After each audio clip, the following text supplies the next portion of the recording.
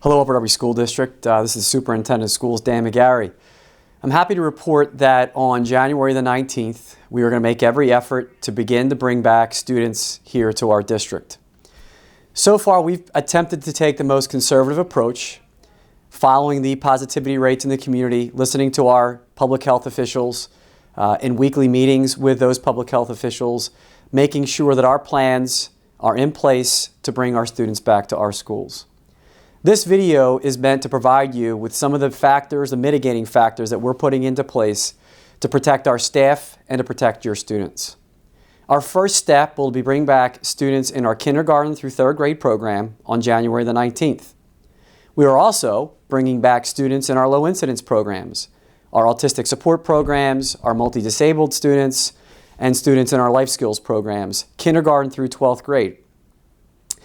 I think it's important for me to point out that any parent who is a student in kindergarten through third grade or attends our special education programs, as I just mentioned, that feels it's best for their student to remain virtual, you can do so.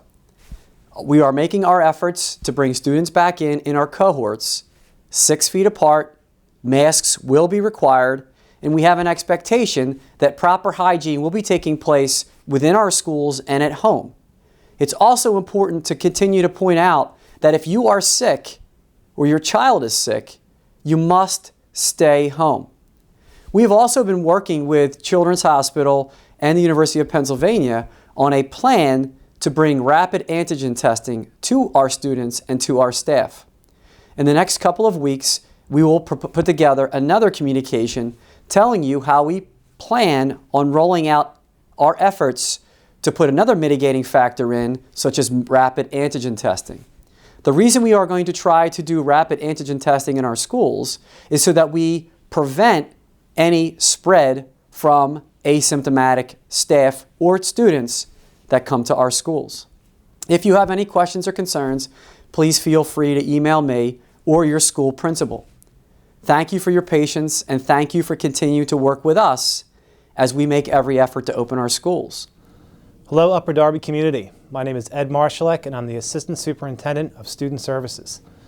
I'd like to take a few moments to review the actions the district will take based on recommendations from the Pennsylvania Department of Education in regard to the identification of COVID-19 cases in our schools.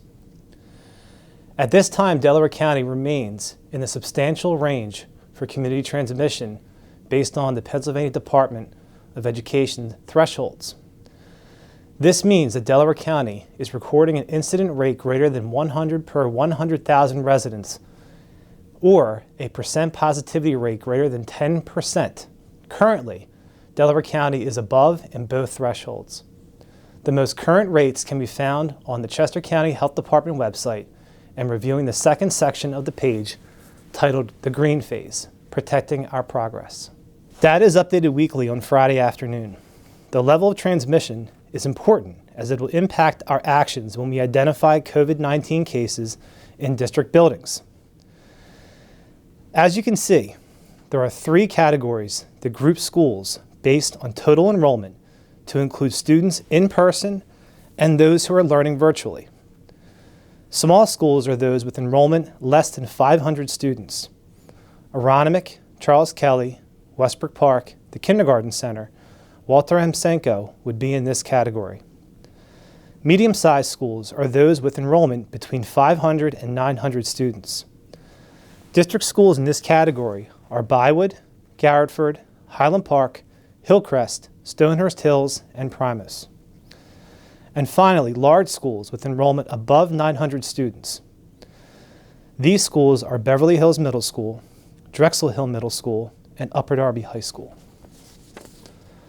The recommendations suggest in the matrix involve tracking positive COVID-19 cases as well as probable cases where students or staff were physically present in school and while infectious. This includes instruction, extracurriculars, and athletics. The count of COVID-19 cases is captured over a 14-day rolling period that starts with the first identified case. Once a school meets the threshold for cases in any 14-day rolling period, the district will move all instruction and activities to virtual learning and work, while contact tracing, case investigations by the Chester County Department of Health can be completed and a thorough cleaning of the building can be done. While in the substantial range, the district will take the most conservative approach and move operations to a virtual platform for the higher end of the recommended number of days. For example, if a medium-sized school such as Bywood Elementary identified 4 students or staff during a 14-day rolling period, the school would move to all virtual learning for 7 days.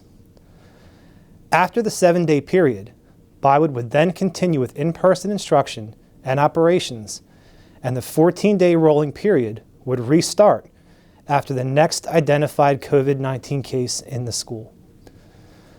Following the matrix, if Bywood were to identify 7 or more students and staff in a 14-day rolling period, we would move all operations to a virtual platform for the next 14 days. All COVID-19 cases that are identified in our schools are communicated directly to the Chester County Health Department for further guidance if necessary.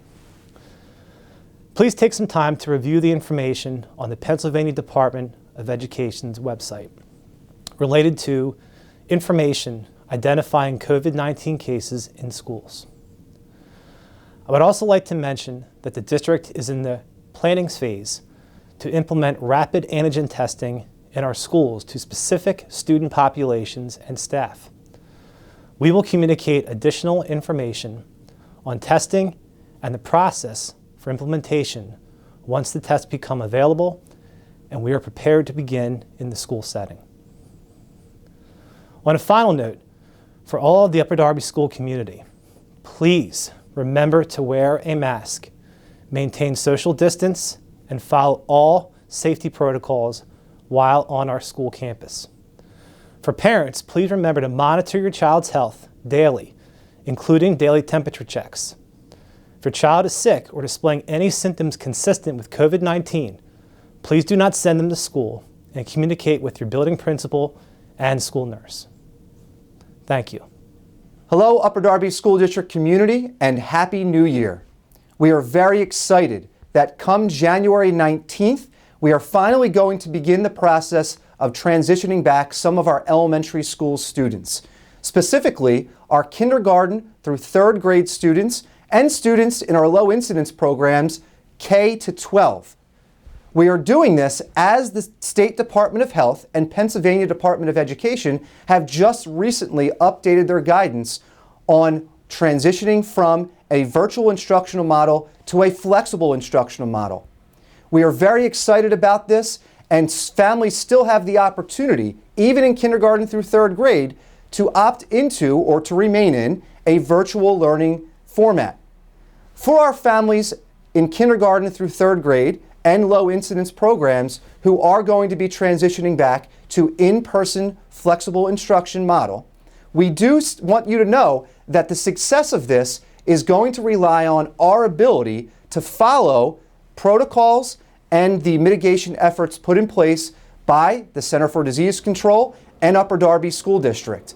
These obviously include wearing a mask at all times, making sure that our K-3 students that are coming in for live instruction have that mask on at all times. In addition, we need to make sure that we are following social distancing guidelines and physical distancing. Our classrooms will be set up in a way that our students will be at least 6 feet apart at all times. Lastly, we want to make sure that students and adults are always practicing proper hand hygiene, washing those hands as often as possible. It's important to note that while our in-person learning option is only at this time going to be offered to our kindergarten through 3rd grade students and students in our low incidence programs, kindergarten through 12th grade, the schedule for all students kindergarten through 5th grade will be changing. So make sure that you have paid attention to the messages that have been communicated at a district level and at a building level from your school principal.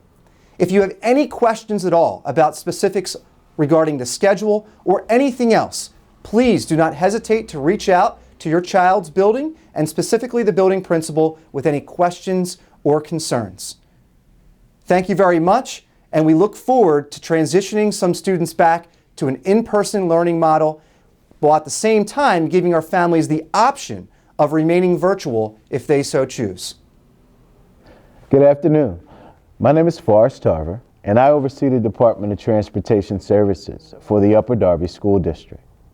On behalf of our team in transportation, I would like to welcome you to 2021 and let you know that we look forward to having you back on our buses very soon. We recently conducted a transportation eligibility review based on the distance between our students' addresses and the schools that they are currently attending. Yellow bus transportation is provided for students grades K through 5 who live at least 1 mile or more from the assigned school, grades 6 through 8 who live 1.5 miles from the assigned school, and grades 9 through 12 that live 2 miles or more from their assigned school. Based on this information, some of you may have received a letter in the mail stating that we are adhering to these rules, and as a result, transportation will no longer be provided. We do recognize that this is a change that will require some families to make adjustments, and for that reason, we thank you for your cooperation. Now, for all those that will receive transportation, things may look slightly different when the bus arrives, but rest assured, we are still very committed to getting you to and from school as safe as possible. Part of that safety plan includes our new mask mandate, no mask, no entry. This is for the safety of all who ride the bus. Please keep in mind that your mask must be worn at all times when you enter the bus. Your driver will also be wearing their mask. In order to exercise the maximum social distancing on the bus, your driver will be assigning seats on the first day of your school bus ride. This is very important. Make sure that you're doing all that you can to make this an easy process for your driver. We will be spacing out the students as much as possible, but you can expect at least 1 to 2 students per seat. We also want to make sure that you are feeling well and that it's okay for you to be on the bus. So please make sure that you are coming to school only if you're not sick. If you're feeling sick, let someone know as soon as possible and stay home. Lastly, the cleanliness of the inside of the bus is very important. Please make sure that you are gathering all of your things when you enter and exit the bus, as well as removing any trash. The driver will do his very best to make sure that the bus is clean too. This year, we will not only be wiping down the bus in between our school bus runs, we will also have a team to disinfect the buses using an electrostatic sprayer with EPA disinfectants. Your health and safety are our #1 priority. With your help, we look forward to making this year a success. We'll see you soon. Hello, my name is Wendy Elgart. I'm the Director of Federal Programs, Grants, Food Service, Counseling, and Social Work for the Upper Darby School District. In preparation for school, the upcoming school reopening for identified special education programs and students in grades K through 3, I want to provide information about food distribution, breakfast, and lunch for in-person learning and snacking during the school day. Free food distribution will continue through the end of June. Parents or students may pick up 7 meals per child on Mondays and Wednesdays between 11:30 and 1:30 at 8 of our elementary schools: Aronimink, Bywood, Garriford, Highland Park, Hillcrest, Primus, Stonehurst Hills, and Westbrook Park. Other times for pickup are available by emailing udfood@upperdarbysd.org. Free meals are provided for children school age and younger. Students will not be eating meals in school. This means that students will need to eat breakfast prior to coming to school. Parents are encouraged to pick up the weekly supply of meals and use those free meals to provide their children with breakfast and lunch at home. No snacks or meals are to be brought into school. The only exception to this is for our students who attend our low incidence programs and who are in school all day. The students attending these full-day programs at Hillcrest, Primus, Westbrook Park, Drexel Hill Middle School, and Upper Darby High School will be provided a free lunch every day but Wednesday. Breakfast will not be served any day, so those students should plan to eat breakfast at home before school. No meals are distributed on Martin Luther King's birthday, Monday, January 18th, or President's Day, Monday, February 15th. Schools and offices are closed on those days. Thank you for your attention to this important information. We look forward to working with you and your children. Hello everyone, I'm Dr. John Council, Assistant Superintendent for Personnel and Equity. First, I want to take a moment to express my heartfelt gratitude to each of you for your patience and understanding as we collectively navigate the ongoing pandemic. We are pleased to announce that the Upper Darby School District team will return to their classrooms and offices on January 15th, 2021. We recognize that the Family First Coronavirus Response Act, also known as FFCRA, expired on December 31st, 2020. However, we also recognize that COVID-19 still exists. The district has been tasked with accommodating as many employees as we can while still maintaining staffing levels for our students who are returning to the school buildings. Requests for accommodations will be considered on a case-by-case basis. As part of our planning efforts, we have created an if-then document that outlines various scenarios that we may face. This document provides guidance for the Upper Darby School District workforce, including central office staff, educators, paraprofessionals, and support staff. Each scenario includes information detailing the steps our employees and administrators should take if they experience a COVID-19 related matter. For example, if a teacher is symptomatic and a teacher is unable to work, the teacher must email the school principal or appraiser and report the absence in ASOP as a sick day. If an employee is out for more than 3 days, the employee must bring a doctor's note authorizing the absence. The employee must consult with a doctor, and the district recommends a COVID-19 test. The administrator will provide an email describing the teacher's condition to the district's COVID-19 reporting email, which is COVID-19 reporting at upperdarbysd.org. At that time, the district will initiate contact tracing. A substitute or building sub will be used to cover the class. The class may also be covered by lead teachers, instructional coaches, or the principal may have to divide the students into other classes virtually.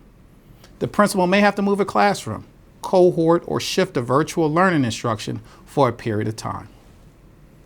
As another example, if a teacher is symptomatic with symptoms in Group A and or Group B and feeling well enough to work and would like to work, the employee will again email the school principal or the employee's appraiser and report the absence in ASOP as other. The employee may consult with a doctor, and the district recommends a COVID-19 test. The principal, in consultation with the district, will attempt to create a plan for this employee to work remotely if possible while they are sick. The principal's steps to attempt to cover the cohort so the teacher can work remotely will include providing an email describing the teacher's condition to our COVID-19 reporting email. At that time, the district will again initiate contact tracing. The teacher of record will provide direct instruction remotely. Proctors will be used to monitor students in the classroom. Proctors may include noontime aides, building assistants, transportation assistants, building substitutes, lead teachers, and our instructional coaches. The principal may have to move a classroom cohort or school to virtual for a period of time if classroom coverage is not available. Again, in this scenario, the teacher of record will provide direct instruction remotely regardless of classroom coverage. The entire document contains other scenarios as a support to our employees and can be found on the district's website. The information is subject to change as needed. We encourage you to contact Human Resources if you have any questions or concerns about the process and procedures. I would also like to remind our employees about our Employee Assistance Program, which is available to you to help manage the stressors of the pandemic. Information about our EAP program can be found on the website, or you can contact the Human Resources Office for more information. Again, thank you for all that you have done to keep our students learning. I'm confident that our district and community will continue to grow stronger as a family. As always, I thank you for your continued support. Thank you, and we look forward to having some of our children back in our schools soon.